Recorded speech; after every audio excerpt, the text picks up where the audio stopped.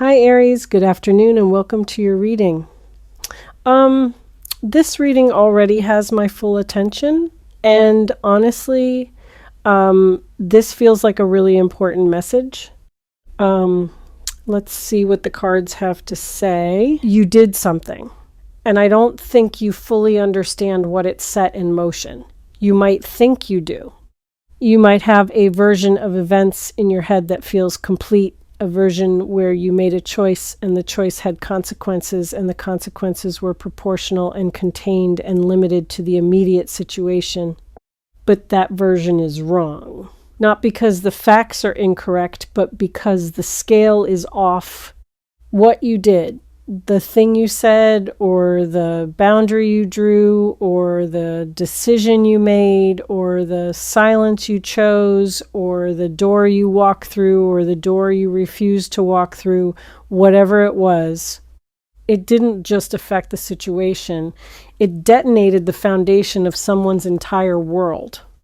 And they are standing right now in the rubble of an existence that, until you did what you did, felt stable and predictable and under their control. It doesn't feel that way anymore because of you. Specifically, precisely, undeniably because of you. And the most disorienting part for them, the part that they keep circling back to in their mind with a bewilderment that borders on vertigo, is that they never saw it coming. Not from you, from anyone else maybe, but not from you. You were the last person on earth they expected this from.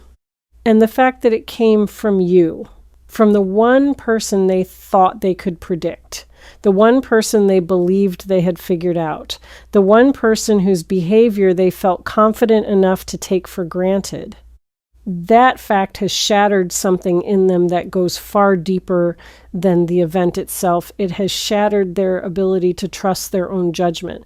Because if they were wrong about you, what else are they wrong about? And that question is eating them alive. Let me slow down and go back to the beginning, because I think the origin point matters, and I think you've been so focused on the aftermath that you've lost sight of what actually started this. There was a version of you that this person believed in, not the real you. A version, a construct, an interpretation of you that they built over time, piece by piece, interaction by interaction, based not on who you actually are, but on who they needed you to be.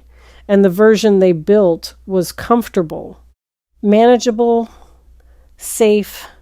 In their version, you were the one who would always accommodate, the one who would bend, the one who would absorb the impact of their choices without complaint and continue showing up with the same steady, reliable, almost frustratingly consistent energy that they had come to depend on, the way a person depends on gravity, without gratitude, without acknowledgement, without even the basic awareness that what they were depending on was not guaranteed.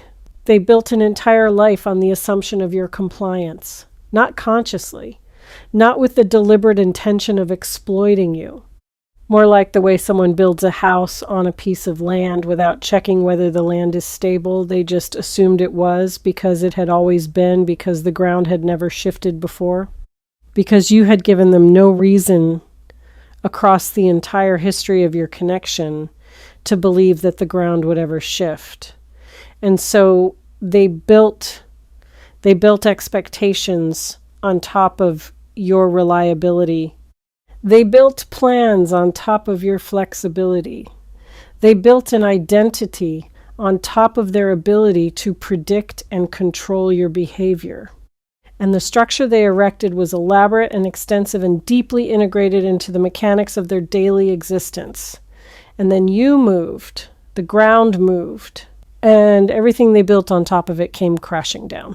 I want to talk about what you did, and I want to do it without judgment, because I think you've been judging yourself enough, and I think some of that judgment is misplaced. What you did was not cruel. It might have felt cruel in the execution. It might have looked cruel from the outside. The person on the receiving end is certainly interpreting it as cruel, or at least as shocking and unfair and disproportionate to whatever they believe provoked it. But cruelty requires the intention to harm. And what I can feel in your energy is not an intention to harm. What I can feel is something far more complex and far more human than cruelty. I can feel exhaustion, the specific terminal exhaustion of a person who reached the end of a very long rope and discovered in the reaching that there was no more rope to give. You didn't snap. That's not the right word. You arrived at a place that had been approaching for a long time, a place where the cost of continuing to be the version of yourself that this person depended on finally exceeded the cost of stopping. And so you stopped. Not dramatically, not with the explosive energy of someone who's been suppressing rage. With the quiet, almost eerie calm of someone who has simply, completely, irreversibly run out of the willingness to pretend that what they've been giving is sustainable. And the quietness of it is part of what shocked them so deeply. They were prepared for drama.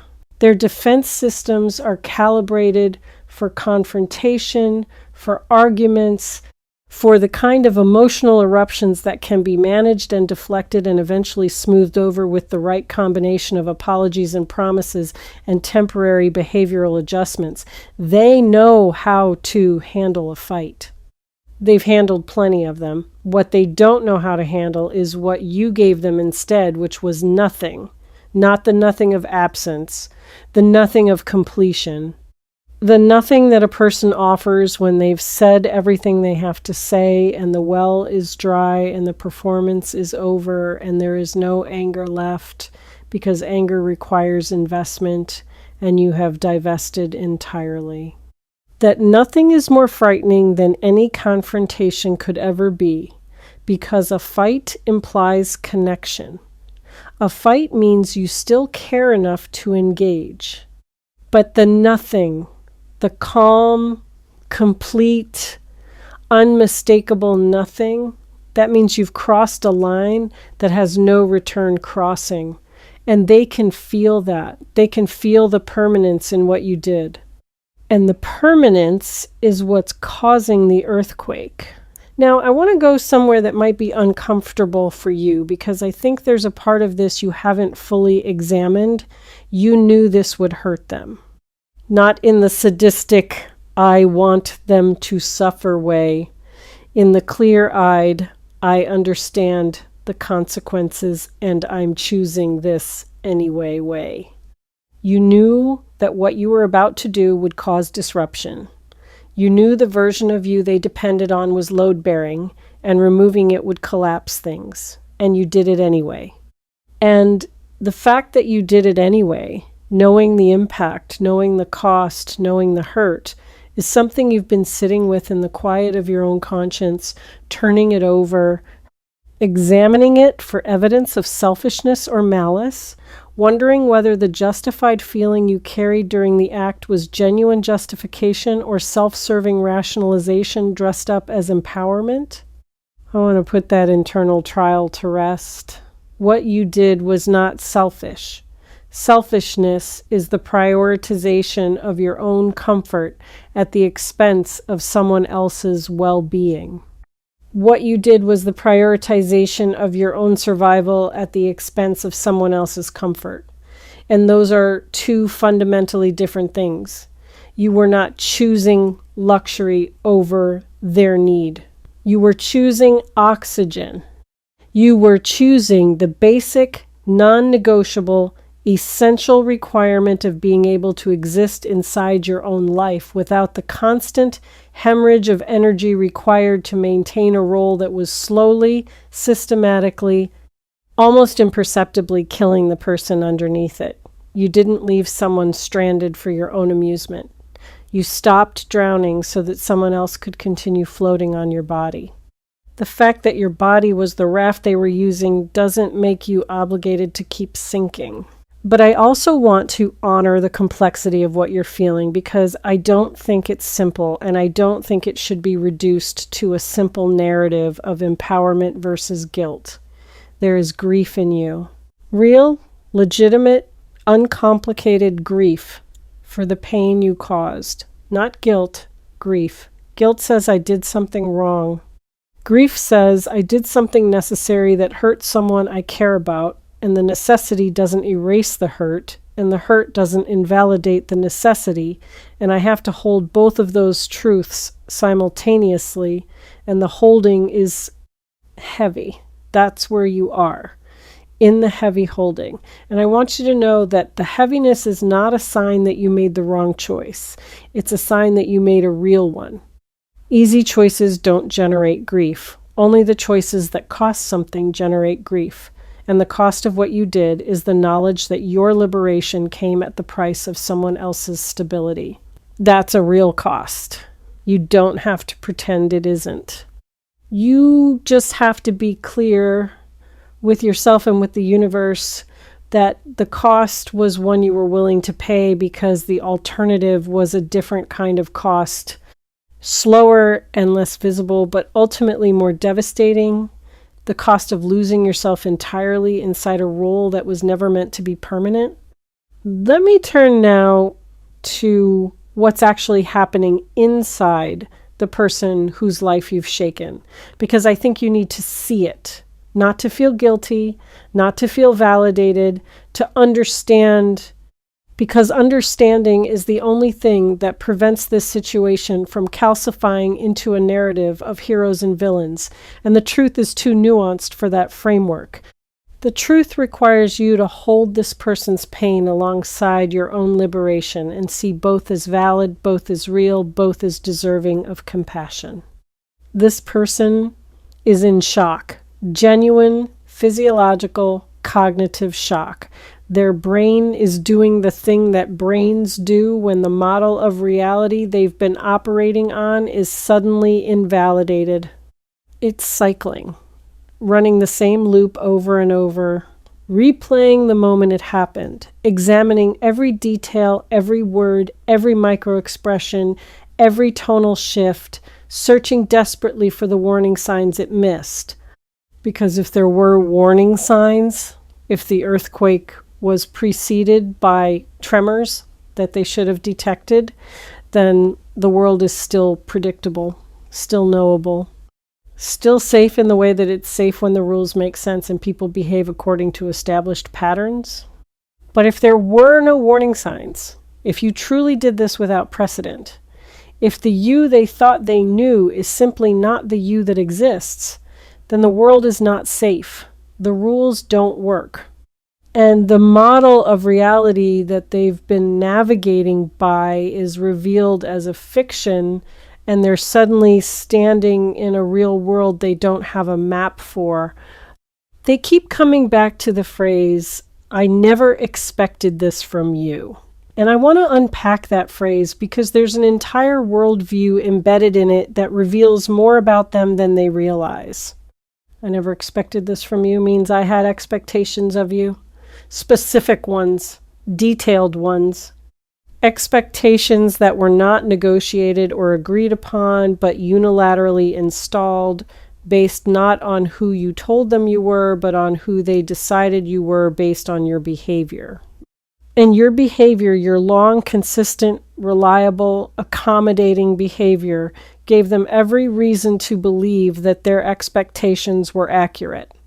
You taught them through repetition that you were the person who absorbs, the person who adjusts, the person who shows up regardless. And they learned the lesson you taught them.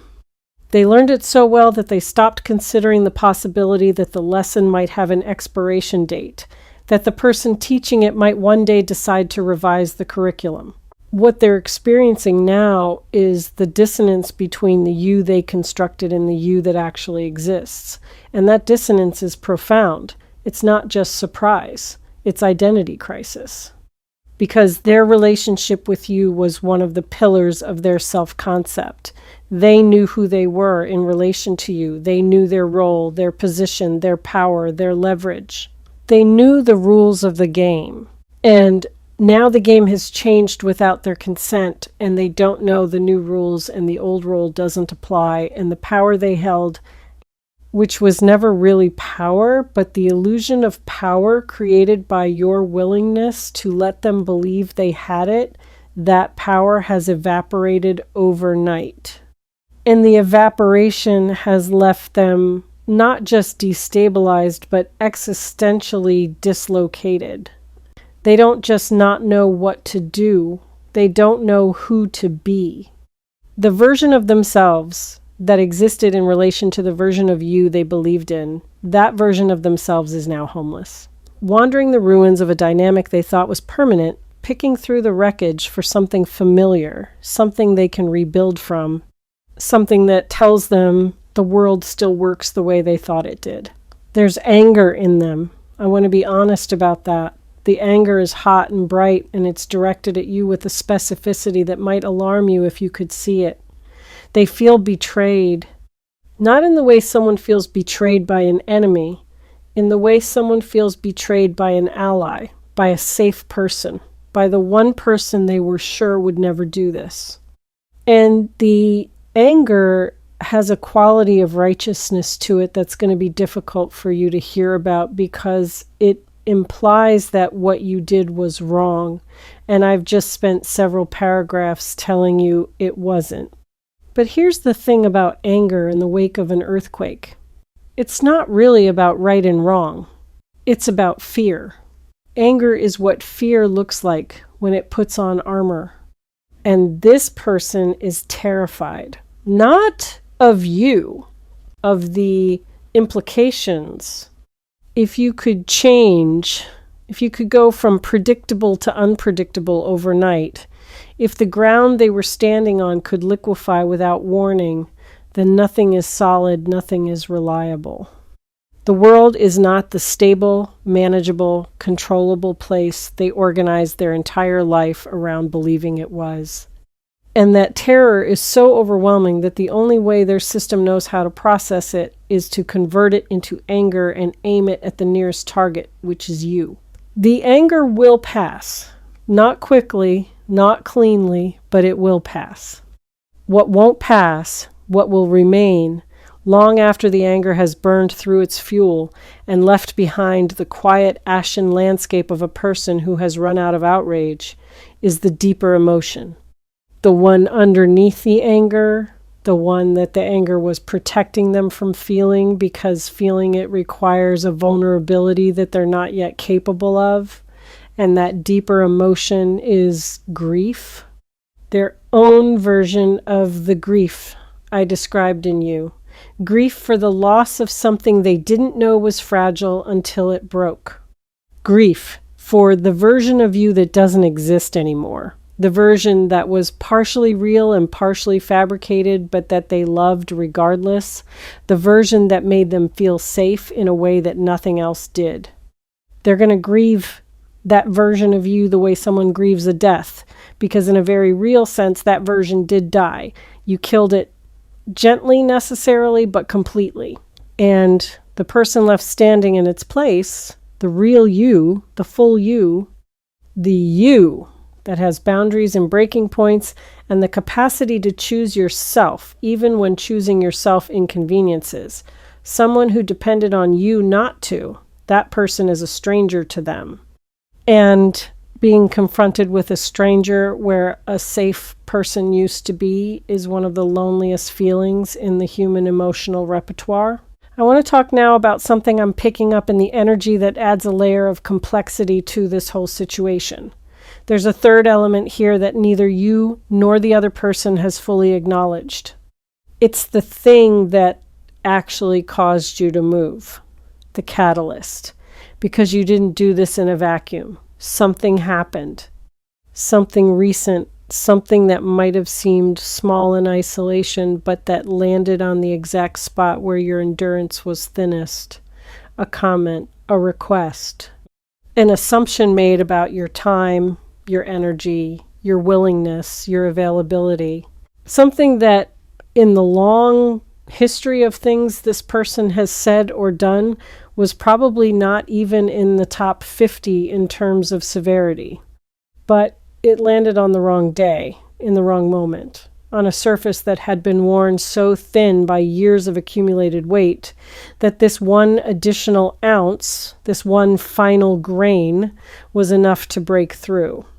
And that's what makes it so confusing for them, because from their perspective, the catalyst was nothing. It was ordinary.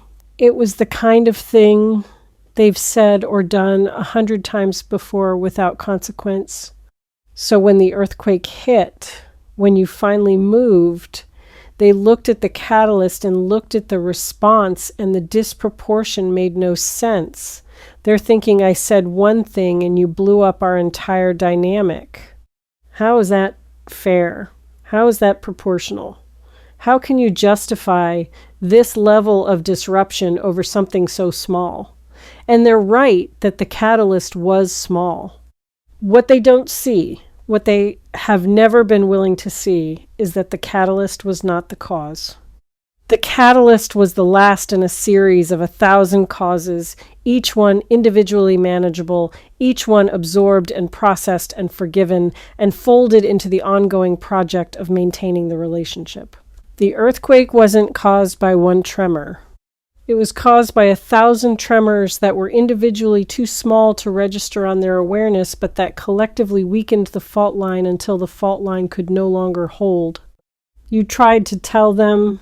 This is the part that I think is hardest for you, the part that generates the most frustration when you look back at the history of this connection.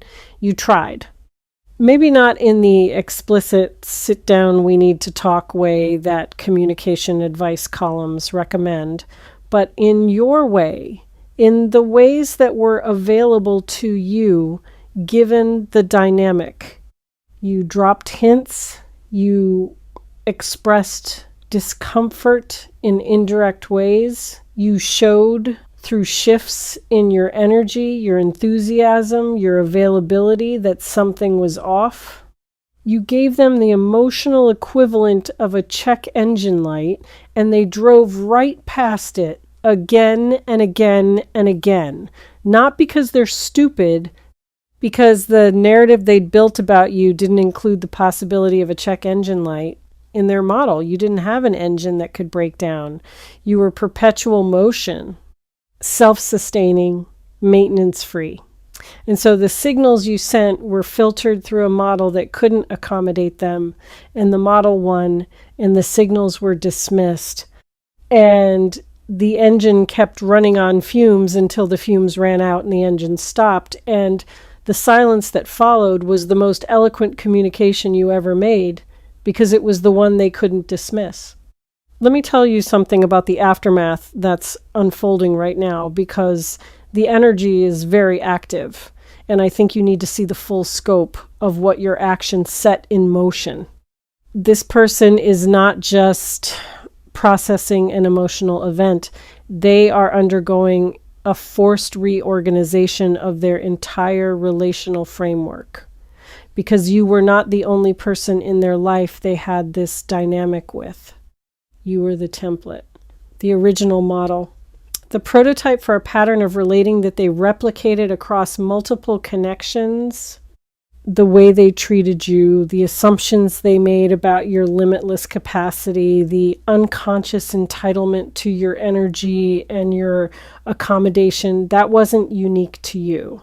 That was their style, their default mode of connecting. And when you shattered the template, the shockwaves didn't just affect your relationship, they traveled through the network.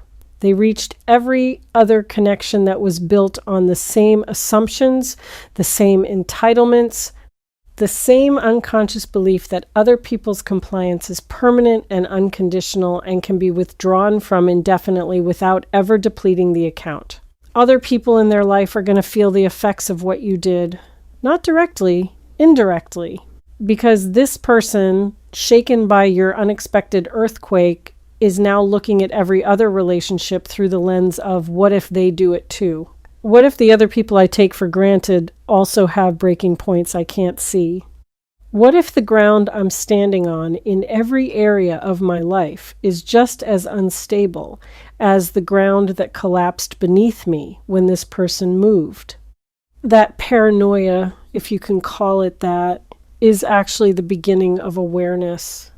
It's the crack in the door of a consciousness that was previously sealed shut against the possibility that other people are not extensions of your will, but autonomous beings with their own limits and their own rights and their own irreducible humanity that exists independently of your narrative about them.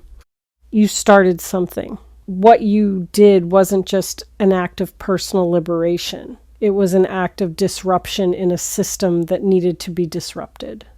And the disruption, as painful as it is for everyone involved, is doing something that years of subtle communication and gentle boundary setting couldn't accomplish. It's making this person see not everything, not yet, but the first layer, the outermost shell of an awareness that, if they're willing to follow it inward, leads to a profound reckoning with the way they've been showing up in relationships for their entire adult life. Now, I want to come back to you because there's something happening in your energy that I want to address, and I think it's a critical piece of your journey right now. You're in a strange emotional territory, a territory that doesn't have a name. It's not relief, although there are elements of relief in it. It's not triumph, although there's a faint undercurrent of something that resembles satisfaction. It's not guilt, although the guilt keeps trying to move in. It's something else. Something that feels like standing in a room that you just emptied of all its furniture. The room is yours. You chose to empty it. You needed to empty it. The furniture was suffocating you. But now that it's gone, the room is so bare and so echoey and so unfamiliarly open that you don't quite know what to do with yourself inside it. You keep walking to the spots where the furniture used to be and reaching for things that aren't there anymore. Habits of accommodation, reflexes of caretaking, the automatic impulse to check on this person, to smooth things over, to manage their emotional response to your action the way you've been managing their emotional responses for as long as you can remember. Those impulses are going to persist for a while. They're not signs that you made the wrong choice. They're the phantom limb sensations of an amputated dynamic. You cut something off. Something that was alive and connected and deeply integrated into your neural pathways. And the brain doesn't immediately update its wiring to reflect the new reality. It keeps sending signals to the missing limb. Keep reaching for the absent furniture. It takes time for the internal map to match the external landscape. Be patient with yourself during this recalibration. You might catch yourself halfway through composing a conciliatory message before you remember that conciliation is no longer your job. You might feel a surge of anxiety when you think about what this person is feeling before you remember that their feelings, while valid, are not your responsibility to manage. You might wake up in the middle of the night with a lurching, panicky sensation that you've done something terrible before your waking mind catches up and reminds you that what you did was necessary. These are echoes. They're the reverberations of a pattern that was so deeply established that its removal creates a kind of ringing in the emotional ears. The ringing will fade. Give it time. There's something I want to illuminate about the specific power dynamic that existed between you and this person, because I think seeing it clearly will help you resist the gravitational pull of the old pattern. The dynamic was built on an unspoken contract, not a mutual agreement. A unilateral contract that this person drafted and you signed through your behavior, through your compliance, through your repeated demonstration that you would absorb whatever was handed to you and keep showing up. The terms of this contract were never spoken because speaking them would have revealed their absurdity. The terms essentially said, I get to be inconsistent and you have to be consistent. I get to have bad days and you have to accommodate them. I get to prioritize my needs and you have to deprioritize yours. I get to change the rules and you have to follow them. I get to take and you have to give. And if you ever stop giving, you are the one who broke the contract. Read that last line again. If you ever stop giving, you are the one who broke the contract. That's the logic this person is operating on right now. That's why they feel betrayed. In their mind, you violated an agreement. You broke a promise. You disrupted a system that was working. The fact that the system was only working for them, that the system was sustained entirely by your willingness to operate at a deficit, that the agreement was never actually agreed to but merely assumed based on your pattern of compliance, none of that registers for them yet. It will eventually, if they're willing to look at it honestly. But right now, in the immediate aftermath of the earthquake, they are firmly positioned as the victim of your unprovoked disruption. And the narrative they're constructing casts you as the person who shattered something beautiful for no reason. You know the reason. You don't owe them the reason again. You've given the reason. In 100 different ways, in 100 different moments, through 100 different signals that they chose not to receive. The reason is not new information. The reason is information they declined to process when processing it would have been inconvenient. And now, faced with the consequence of their own selective attention, they're rewriting history to position themselves as the blind-sided innocent rather than the willfully unseeing participant. That rewrite is their defense mechanism. It's how they protect themselves from the much more painful truth, which is that they saw the signals and ignored them because ignoring them was easier than changing. And now the change has been imposed from outside rather than initiated from within. And the loss of control, the sheer humiliating loss of being forced into a reckoning they could have had voluntarily if they'd been brave enough to listen, that loss is what's really driving the earthquake inside them. I need to tell you something about what's coming next in this dynamic because the energy is very clear about the trajectory, and I think forewarning serves you. This person is going to attempt to pull you back. Not immediately. First, they'll go through the anger and the shock and the disbelief. But once those initial responses exhaust themselves, and they will, what remains is the void. The U-shaped void in their daily existence. And the void is going to be unbearable. Not because they love you, although they do in their way, because the void exposes them to themselves.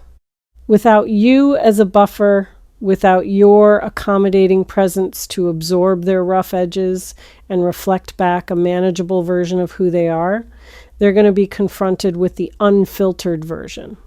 And the unfiltered version is someone they don't particularly want to sit with, someone whose tendencies and patterns and default behaviors, when not softened by your presence, are sharper and more abrasive than they're comfortable acknowledging.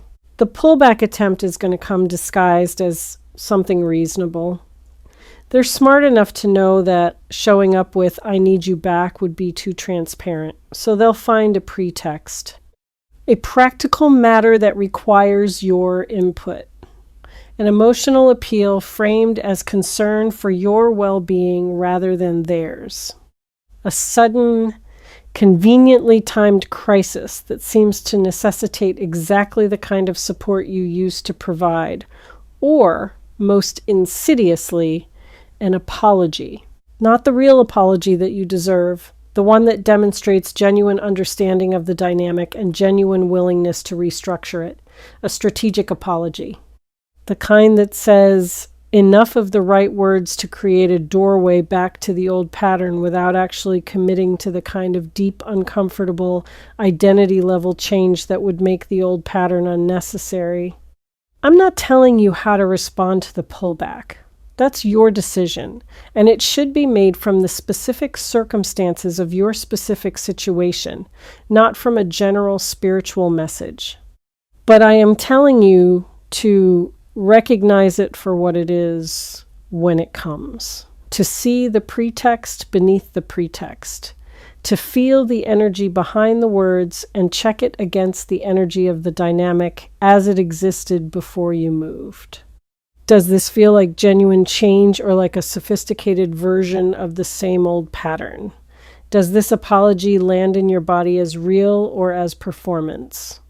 Does this person's energy feel like someone who has genuinely reckoned with their part in the dynamic, or like someone who is simply willing to say whatever is necessary to restore the arrangement that benefited them?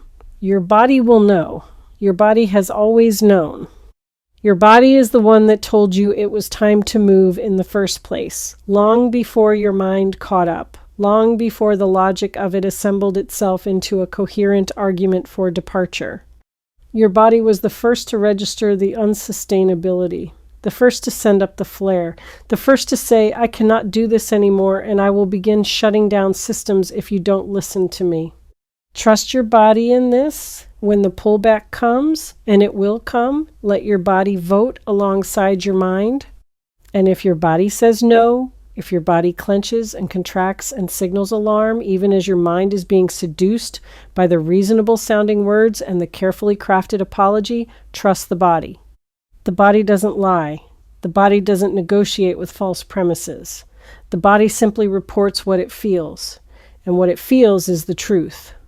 There is a person watching this situation from the outside, someone in your life who has been waiting quietly and without wanting to overstep for you to do exactly what you did.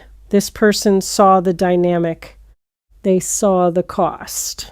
They saw you shrinking inside a role that was consuming you, and they wanted to say something, probably tried to say something, but the way you defended the dynamic, the way you rationalized it, the way you transformed self-sacrifice into a virtue and made anyone who questioned it feel like they were being unsupportive, that defense system was so effective that even the people who loved you most couldn't penetrate it.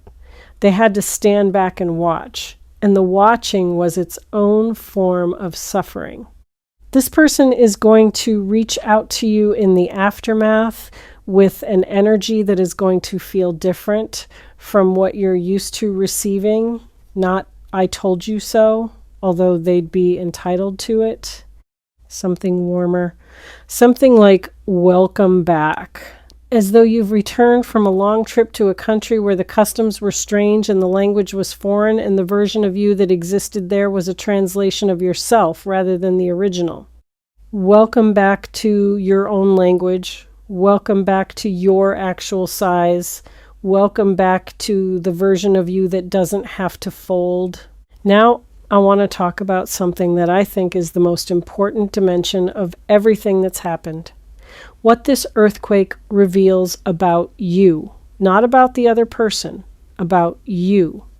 Because the most significant consequence of what you did is not the disruption of someone else's life. It's the discovery of your own capacity.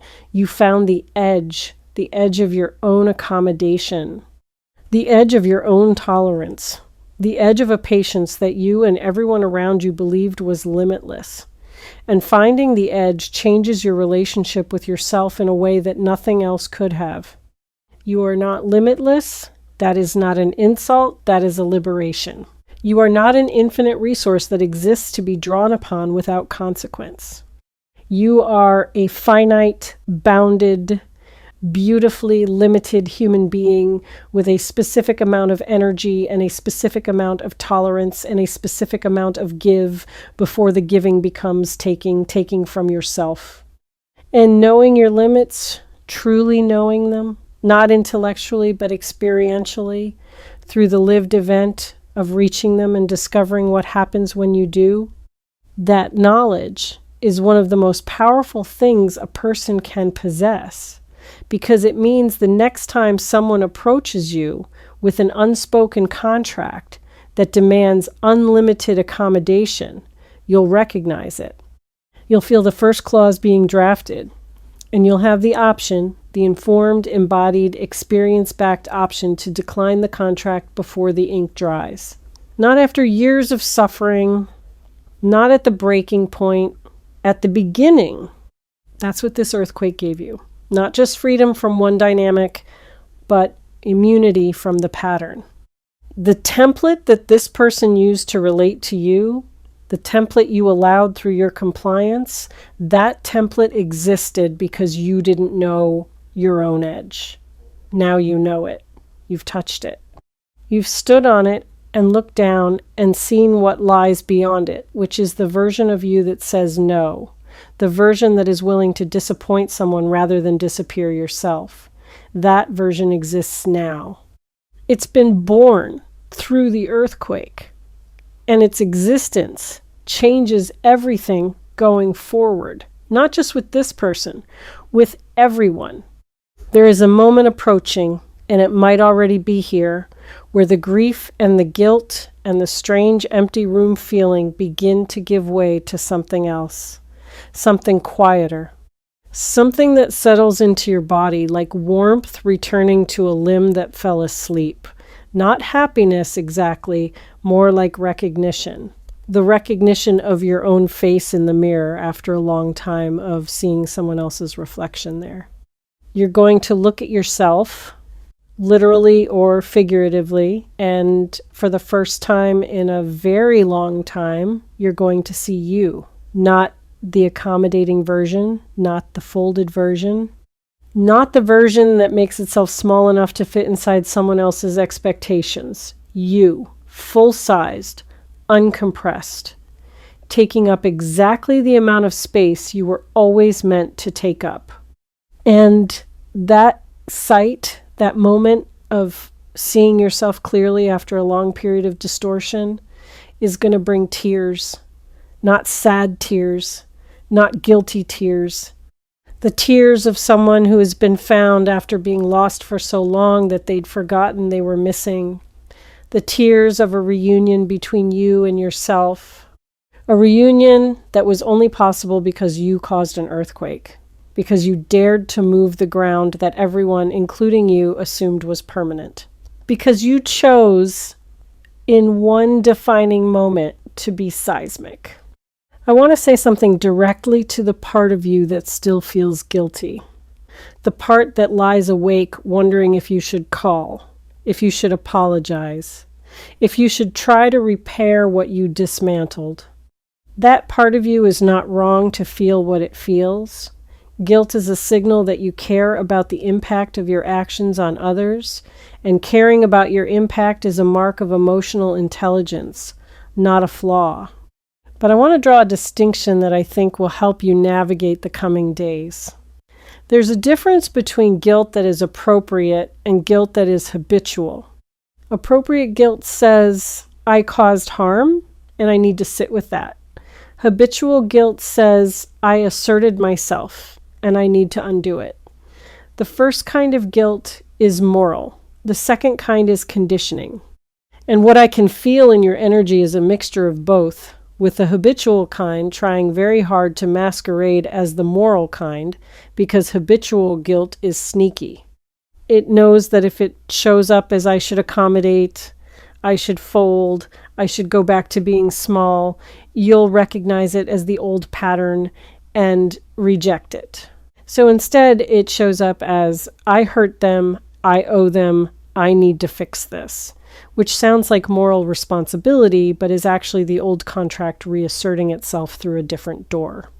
Here's how you tell the difference. Moral guilt asks you to take responsibility for the harm while maintaining your boundary. Habitual guilt asks you to dissolve the boundary to relieve the discomfort. If the guilt is steering you toward accountability, toward an honest acknowledgement that your actions had impact, toward a willingness to hear this person's pain without taking ownership of their choices, that's moral guilt and it's worth following. But if the guilt is steering you back into the role back into the folding, back into the, oh God, what have I done? I need to make this right, by returning to exactly the dynamic that was killing me. That's habitual guilt, and it needs to be recognized, named, thanked for its concern, and firmly, lovingly declined. Something I want you to know, something that this message finding you through Mary's Angel Tarot at this exact moment is designed to communicate, is that the earthquake you caused is not a tragedy. It feels like one, it looks like one. The person on the receiving end is certainly narrating it as one. But from the perspective of the larger spiritual trajectory of both your lives, this earthquake is a correction. A necessary, overdue, cosmically endorsed correction of a dynamic that had deviated so far from health that subtle repair was no longer possible. The system didn't need adjustment, it needed disruption. And you, by being the one brave enough or exhausted enough or desperate enough to provide the disruption, performed an act of service that neither you nor the other person will fully appreciate for some time. Yes, I said service. Not cruelty, not selfishness. Service. Because what you did for this person, as much as it hurts them now, is the first honest feedback they've received in a very long time. You told them the truth. Not with words, with action. You told them that their behavior has consequences, that other people are real, that the compliance they've been enjoying was a gift, not a right, and the gift has been rescinded. That information, as devastating as it is to receive, is a gift in itself.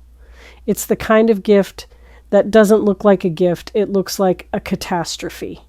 But in the wreckage of the catastrophe are the raw materials of genuine self-awareness, and if this person has the courage to sift through the rubble with honest hands, they will find things in it that they could never have found while the structure was still standing. Things about themselves, things about the way they love and the way they take, and the way they fail to see the people closest to them. Those things were invisible as long as the dynamic was intact. Your earthquake made them visible. Whether this person chooses to look at what's been revealed is not up to you. Your job was the earthquake, their job is the archaeology, and those are two separate responsibilities that should not be confused. You don't owe them the excavation of their own ruins. You already did the hardest part. What they do with the wreckage is their work, their journey, their opportunity for the kind of growth that only becomes available when the comfortable structures of self-deception are no longer standing. I want to leave you with something that I hope settles deep enough to withstand the emotional weather of the coming days. You are not a villain in this story. You are not even an anti-hero. You are a person who reached the limit of their own endurance and responded with a clarity and a finality that surprised everyone, most of all yourself. The surprise is not evidence that what you did was wrong. It's evidence that who you were before was incomplete. The person who never pushed back, never set limits, never disrupted the comfort of others by asserting their own needs, that person was not your true self. That person was a survival adaptation. A version of you that was optimized for a world that rewarded compliance and punished authenticity. And you've outgrown that optimization. You've evolved beyond the conditions that created it. And the earthquake, the beautiful, terrible, necessary earthquake, is the sound of evolution happening in real time. The ground you shook needed shaking. The person you shocked needed shocking. And the version of you that emerged from the shaking and the shocking, the version with edges, with limits, with the capacity to say this far and no further, that version is not a diminishment. It is an arrival. You have arrived at yourself. After a long, long journey through the territory of other people's expectations, you have finally arrived at the border of your own sovereignty and stepped across it. The rubble will settle. The dust will clear. The person whose world you disrupted will either grow from the disruption or they won't, and that outcome is theirs to determine. But you, standing here in the open space of your own newly claimed territory, with the echo of the earthquake still ringing in your bones, and the strange, disorienting, exhilarating silence of a life that is finally, unequivocally yours, you are exactly where you need to be. Feel the ground beneath your feet, your ground, the ground that moved because you moved it, the ground that will never be mistaken for someone else's foundation again. It's yours. All of it. For the first time. Yours. All right. Thank you so much for watching Mary's Angel Tarot. Take care of your energy, and I'll see you in the next reading. Bye.